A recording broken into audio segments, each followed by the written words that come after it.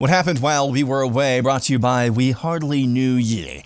Department of Homeland Security Secretary Alejandro Mayorkas announced yesterday he's pausing the newly created Ministry of Truth. He announced the so-called Disinformation Governance Board on April 27th, meaning it lasted just 2 Scaramucci's, about 3/4 of a Scaramucci, less than CNN+. Washington Post headline from Taylor Lorenz, how the Biden administration let right-wing attacks derail its disinformation efforts. Check out the picture and description Lorenz used for this story. Enhance. Quote, Nina Yankowicz, who served as a Fulbright Fellow, works in a press room at Vladimir Zelensky's campaign headquarters in 2019 in Kiev, Ukraine. Yankowicz was recently named the head of the Department of Homeland Security's Disinformation Governance Board.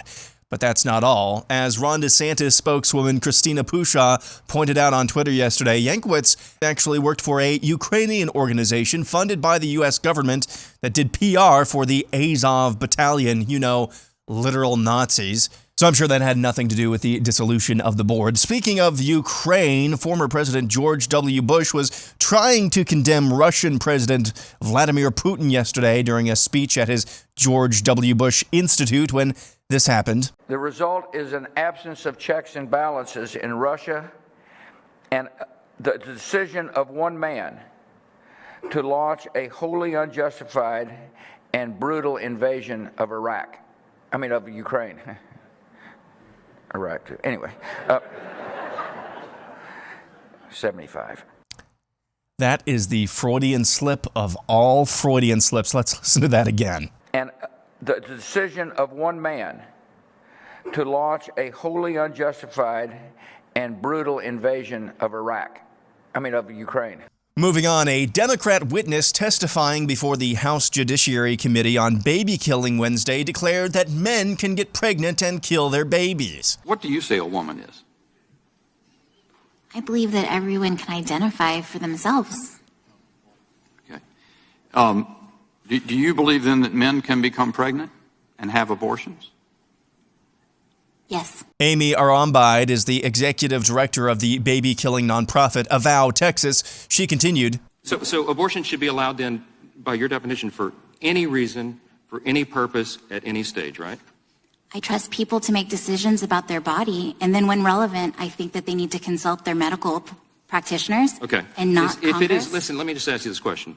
If it is not lawful and morally acceptable to take the life of a 10-year-old child, I assume you agree with that, right? That would be wrong, correct? I believe that. Okay, that is and wrong. a 2-year-old child, same thing, that would be murder. We would all agree that's wrong.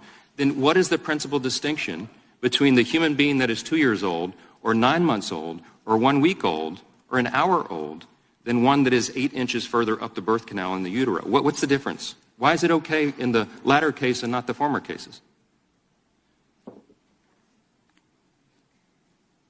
I trust people to determine what to do with their own bodies. Wow.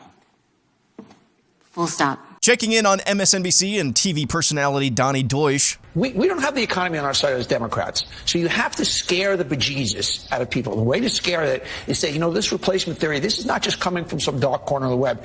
This is the Republican platform. Make them own it. He's talking about the Great Replacement, an American Marxist strategy to marginalize white people through immigration. Joe Biden's approval rating has hit a new low in the NPR Marist College poll.